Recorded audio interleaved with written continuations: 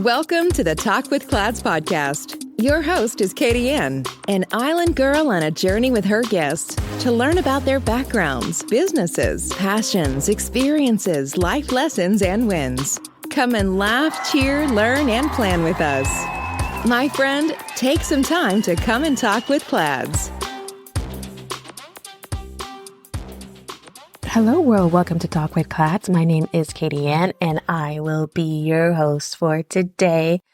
What's up, guys? Oh my God, I missed you. It's been a while. I said I was going to take a little break, just a little, and a little turned into almost a year because life is lifing out here in the streets, in these business streets of corporate America and entrepreneurship and everything else. Life definitely chose the life. So I feel like because I've been taking a break for so long, I feel like I have to kind of reintroduce myself. As funny as that sounds. And thank you for everyone that reached out to me and was like, hey, I listened to your podcast. What happened? And I'm like, it's still there. I'm coming on back. But life is lifing. And that kind of happens when you kind of bite off and put too much on your plate. So let me start by reintroducing myself. My name is Katie Ann, and I'm in my 40s. I won't say 40 wet, but your girl is not up there, early 40s. And I am a senior business HR consultant. I have over 15 years of HR experience from the bottom to the top. So I'm not considered an entry level and I'm more senior at this point in my career. I have two wonderful kids. Oh Lord, I said two? Jeez, I'm crying. I'm a two pitting my off. Lord have mercy. See the old age aging? All right, so let's do this over. Probably should have written it down before I started speaking, but all right, start this over. Dun, dun, dun, dun. Hello, world. My name is Katie Ann, and I am originally from the island of Jamaica, if you can't tell. And Jamaicans, when they hear you speak, they know the accent. Sometimes it comes through. Sometimes it just, I don't know. I guess I kind of transition my voice in different ways. But anyways, your girl was born and raised in Jamaica. I came here at the age of 21, where I came here from my daughter. Typical Caribbean island immigrant story. My mom was here. She said, come here. I actually started my career as a HHA and a CNA. And then I kind of fell into HR. Literally, my patient died at the facility, at one of the facilities that she was staying at. My patient died. She was considered like a VIP patient. And so I reached out to them to say, hey, I applied for a CNA job. That was it. And when I applied for the CNA job, they brought me in for an interview. And when they brought me into the interview, everything went well. I said, hey, I used to work in Jamaica in a different field. And I guess I presented myself very well, spoke well, as, pet peeve when I said, oh my God, you speak English. Well, what do Jamaicans speak? We speak English. That's our main language. Patois is a dialect. But anyways, so the interview went well. And so they called me back to offer me the position. So when they called me back to offer me the position, I think they were trying to offer me like maybe $10, $12 per hour back then. And I was like, oh, no, honey, I cannot work for that. Never in my life as a CNA or HHA have I ever worked for that amount of money as in private care. You get a lot more, but obviously you're doing it the benefits that are associated with working for an employer. So I declined the job. And then she said, well, there is a position. I need an HR assistant. Would you mind working as my HR assistant? And I said, okay, but I'm not going to give up my private duty job because even the HR assistant job wasn't paying that well. But I was able to see beyond the pay and just the opportunity that the position presented. And so Also, I wanted a job that they took the taxes and paid the taxes out. Wink, wink. What that mean? So anyways, I thought about, I said, I'm still gonna, as long as you're okay with me still doing some private duty in between. And they said it was okay. So I would work 3 days a week and still do my private duty. Eventually, the patient that I had, she wasn't the best fit for me. And I actually transitioned her to that skilled nursing facility. And then I became a full-time employee. They offered me a full-time position again that was more aligned with the salary that I was looking for. And then that's how I kind of fell into HR, I like to say, I used to do some components of HR in my role in Jamaica, but this was more full duties HR. And with that, my career kind of just blossomed. It definitely had a lot of fighting moments along the way, but if God puts you into something and you just do well. So that is how my career started in HR. And then I went then I got certified along the way because I got the job. A lot of people say HR is hard to get into, but for me, it's quite the opposite. I got the job before I got the credentials. So one thing that I did while I was, working within the human resources field, I made sure I went to school and I got my education up, because unfortunately also as a minority, you also have, you kind of have to work. Opportunities don't present themselves as quickly and in abundance as to non-minority groups. That's just a fact. So while I was working in that area, I made sure I went and got the education. So I got all the certifications, like I am benefits certified. I am SHRM certified. I think HR is certified. I'm a certified workforce. It's a strategic workforce analysis. I mean, I have some of my certifications. I think I got over certified at one point. And then I got my bachelor's in public administration. And then I got my MBA and with a concentration in human resources. And I'm pursuing a PhD in conflict resolution because as with a specific focus on organizational conflict. So with that, you learn how to be a mediator, how to kind of navigate conflict.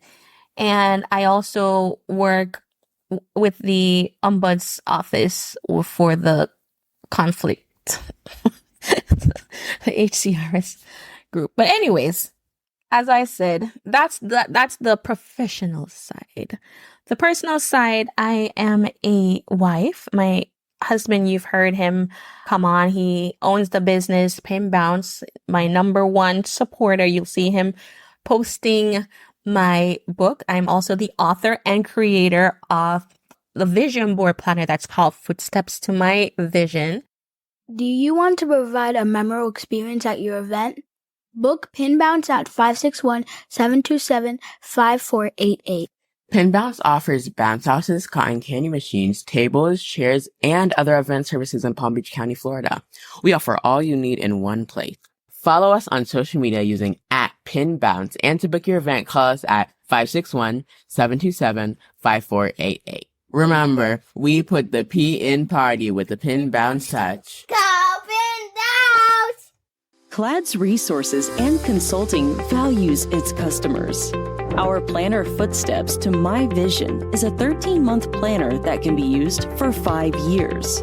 It walks you through SMART goals, SWOT analysis, action planning, and holds you accountable through 3 monthly check-ins.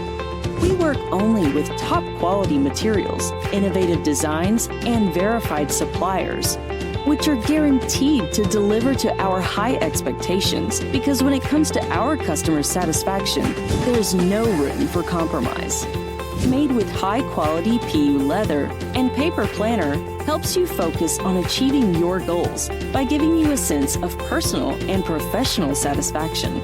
Some of the amazing features of this product: Vision Board Planner, Luxury Pen, 8GB USB flash drive, wireless mouse, ultra-elegant packaging box, available in 5 stunning colors: black, red, gold, pink, navy blue. Material: PU leather. 13-month planner. Elastic band for easy handling.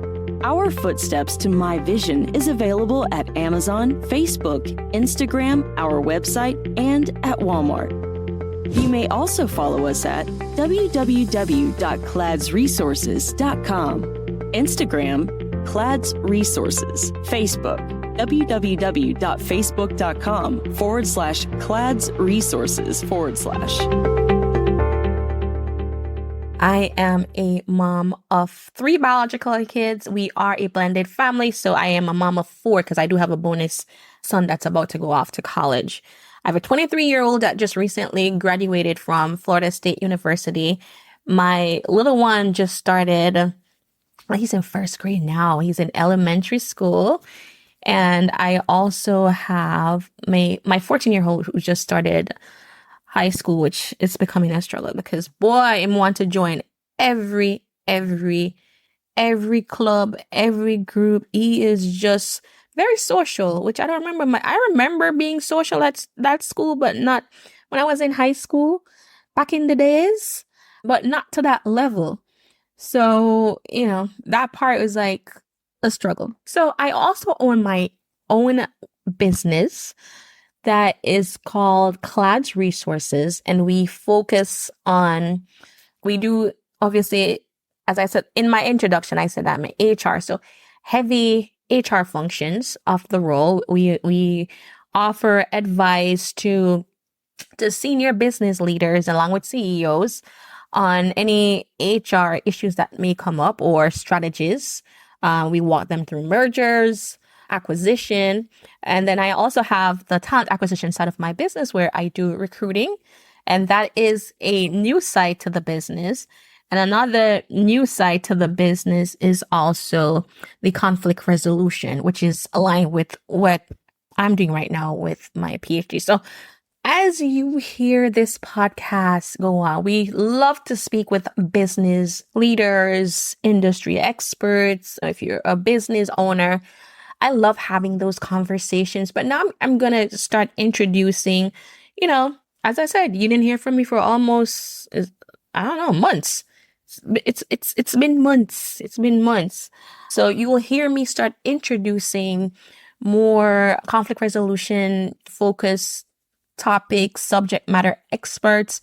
As I get more wrapped up into that world and the world of mediation. As I said, it's also, we do conflict resolution coaching, mediation coaching, and mediation can be in a business setting. It can be in a private setting.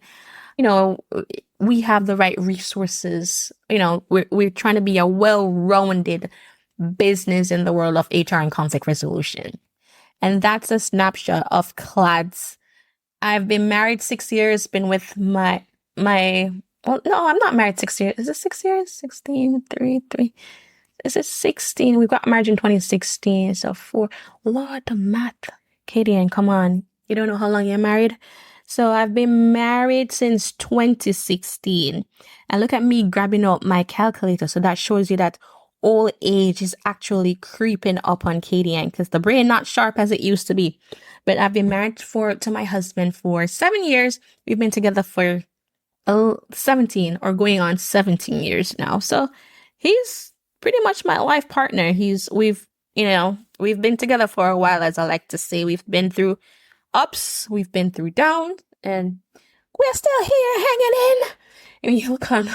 If you read the news and all that stuff right now, it's a hard time for marriages. You see a lot of marriages breaking up. The devil is definitely working and making the world his playground, as he always used to. But sometimes you just not have to yield to that temptation if possible.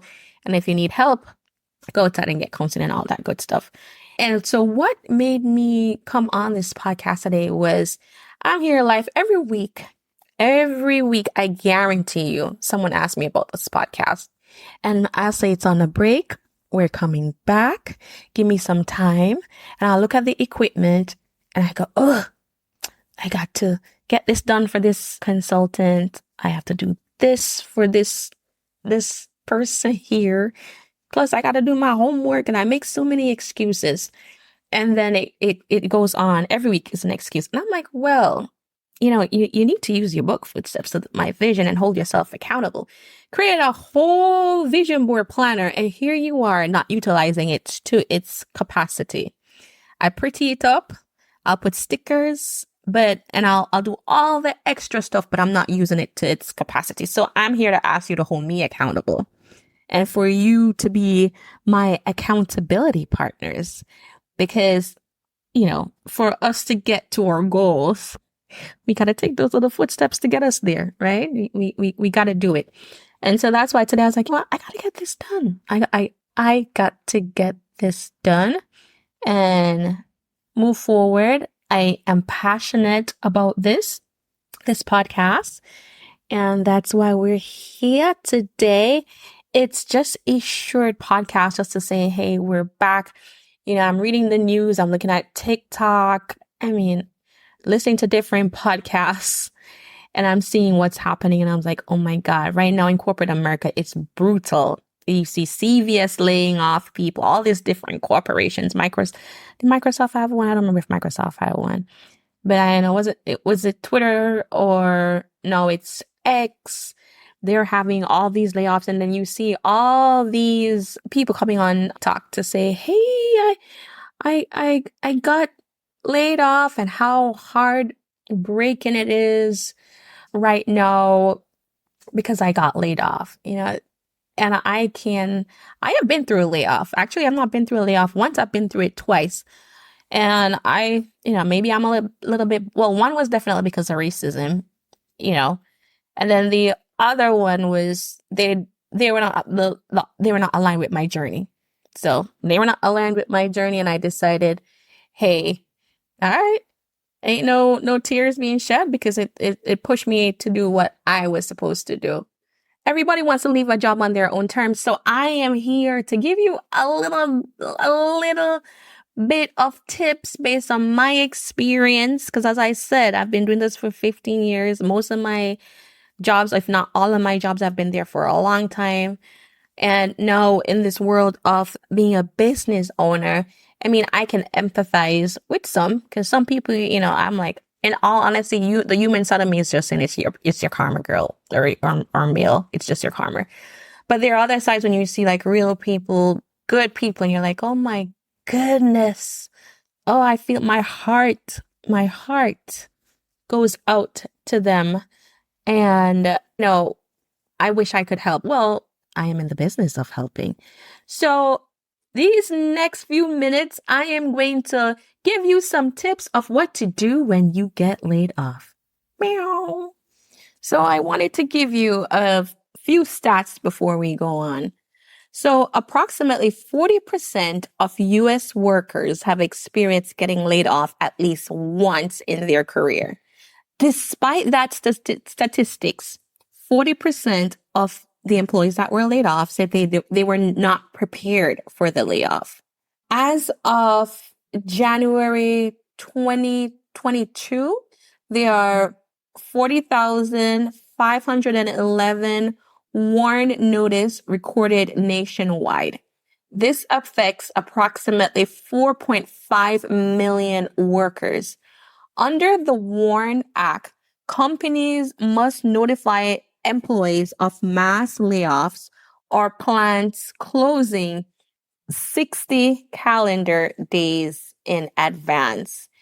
And you can always go to the U.S. Department of Labor to find out about the WARN Act. And again, the WARN Act, it's called the Worker Adjustment and Retraining Notification Act of 1988. It's a U.S. labor law that protects employees, their families, and communities. And it requires that employers with 100 or more employees, so for them to be compliant, they have to have 100 or more employees.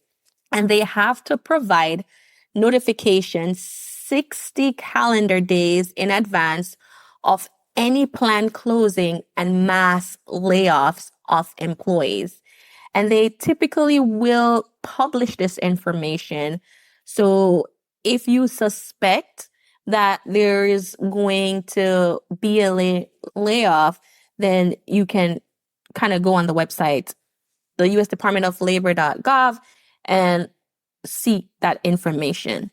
So what do you do when you're laid off? The first thing you have to do is you have to know your rights as an employee. You should get it in writing. Ask about like severance packages. And some employers very likely when they are going through layoffs, they have already planned and have your severance package typed out and they'll ask you to sign it right away. Ask, I always say, don't sign your package right away. Take it home and read the terms that you are signing of that severance package. Sometimes you may need to come back and negotiate that severance package. And yes, you can negotiate your severance packages. Some employers will say, what it is, sign it, or that's it. We won't offer you anything else. And some employers will. And you need to know, if they say, we're not going to negotiate your package, what to do next. Or, if you are going to negotiate your package, then, I would say advise you to use an employment attorney. Review your retirement package. Also, for many employees, when they get laid off, they now qualify for something that's called COBRA. If COBRA is not the best option for you, then, you can try to go through getting your insurance through I forget what it's called. Is it the health market, or I know they try to no longer call it Obamacare. So you can go through a government healthcare provider to secure healthcare if possible, and then determine the details of your final check. Some organizations may give you your final check immediately, and then they'll wait until like regular pay period. Sometimes you can request a letter of recommendation. And if they're laying you off, sometimes they'll align you with recruiters to help place you to help you look for another role. That's not always the case. Most times the layoff is, bye, see you. Don't see, good luck. And that's it. We'll write your letter of recommendation, and the reference letter will have what the employee's strengths, transferable skills, any performance issues, that type of thing. Well, they won't put any performance issues, but, because normally recommendation letters are letters saying the person is strong at this. All right. So that you can ask for, and then file for unemployment and, go for it and file for it right away and see, because their unemployment, I think, takes some time. You're listening to Talk with Clads. Find more resources online at cladsresources.com. Now back to the show with your host, Katie Ann. Unfortunately, I don't know. You won't be making what you typically made with unemployment. Every state is different. I think for Florida, I want to say it's about $250 or $275 per week. I was blessed that my last layoff, my business kind of just boomed like crazy. So I never had to file on unemployment, because God favored me. And not to say that because you're on unemployment, God isn't favoring you. Everyone's path is different. So I can't give you an accurate number of what the unemployment number is right now in Florida. I think it's between $250 to $275 per week. But once you get laid off, depending on the states, make sure, one, you know your rights. Know your rights. Don't just review your employee handbook to see what it says regarding severance packages and layoff benefits, and don't sign anything right away because you're too emotional to sign. Take it home, review the terms of the separation. And if something seems like it's a little bit sketchy, then consult with an employment law attorney, right? Get the termination in writing. And most times when they are doing it, they already have like a whole packet available to give to you. It very likely will have your severance package. Review the severance packages. Now, not every company is legally required to provide severance. But they may compensate you through benefits, vacation time, paid sick leave. And that is why it's important to get that employment handbook and go through it to see what it says regarding severance. Some organizations, when they lay you off, they don't pay out PTO. So those are things that you need to know. Review your retirement plan, because when you're enrolled in your employer's 401k, also not just retirement plan, but I want to say like life insurance and all those things. How do you transfer that? Because you don't want to be paying like life insurance for a long time. And then now, because you're laid off, your policy is going to lapse. So see if you can transfer that over to you privately. In the 401k retirement plan, see how you can roll over those funds to like a personal retirement account. And you may want to speak with a financial advisor to determine what's best for you. Cobra, I would say for most people, it's temporary because it's very expensive. So you can choose to remain on your employer supplied health insurance temporarily for that purpose until you find another position and you can get benefits, or you go through a government health care provider to continue your health benefits. And those are some of the tips, like you look at, oh man, when is my next paycheck, so that you can budget accordingly, right? Request that letter. And then the unemployment benefits. But then what do you do after you get laid off? You've been laid off, you've negotiated your severance, and now you're determining what is the next steps for me. As I take my footsteps to my vision, what is the next step? Life doesn't end with a layoff. I just said 40% of employees have experienced a layoff before. So I would advise you to do some self-care and journal, update your resume. As I said, Class Resources, one thing that we do is we do talent acquisition and placement. So I'm going to provide you go to www.cladsresources.com, update your resume, reach out to someone, or you can send me your resume directly at kpinard, KPINARD, at cladsresources.com. Email us your resume. We do resume reviews, job placement, coaching, and we do that at entry level and C-suite level to place or to make sure that the job that we're finding you are the best fit for yourself and for the employers that are also our clients. Improve your skill. Like while you're waiting to transition into your new role, and you may even decide to start your own business. So choose something that will boost your resume if you're deciding to go into another role. And maybe it's something that you go to school a little bit more. You get credentialed in that area to update your skill sets until you find that next role. And then network. I remember someone said 60% of the jobs that are placed are through networking. And I can tell you through my career, that is a very, very, very accurate number. That may be high because I read something that studies show that 70 to 85% of job hunters land role thanks to networking. So that 60 went to 70 to 85%. So this includes, when I say networking, you're speaking with your loved ones and your friends and say, hey, I'm in the market. There are social media platforms such as LinkedIn that you can let your connections know that, hey, I'm in the market right now. You can attend events, right? Or do whatever you're capable of because you're reaching out. And with events, it could be events related to, let's say you want to do HR, you'd go to an HR event. It doesn't have to be within just your community. You can go to the next county and meet people there.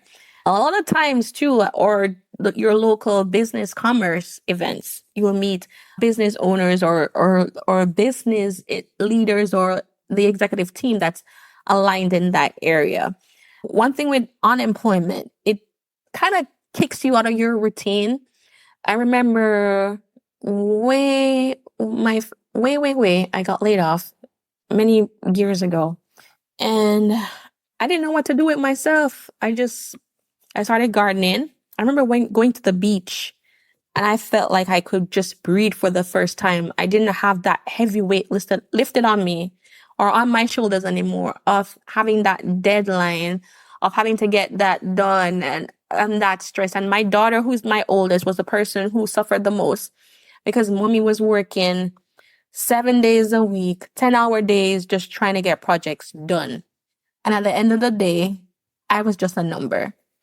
And that was a lesson that I said I would never, one, as a business owner, treat any of my staff members as just a number. Obviously, there's always a bottom line, but I want them to know that whatever they do within my world and how they impact me is that they matter.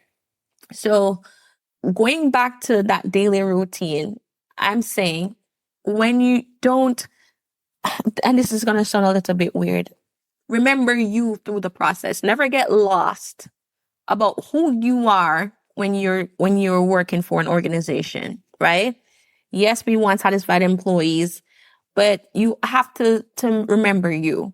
So during this unemployment process, trying to find you again, stay motivated, right? You may want to stick to your regular routine if possible.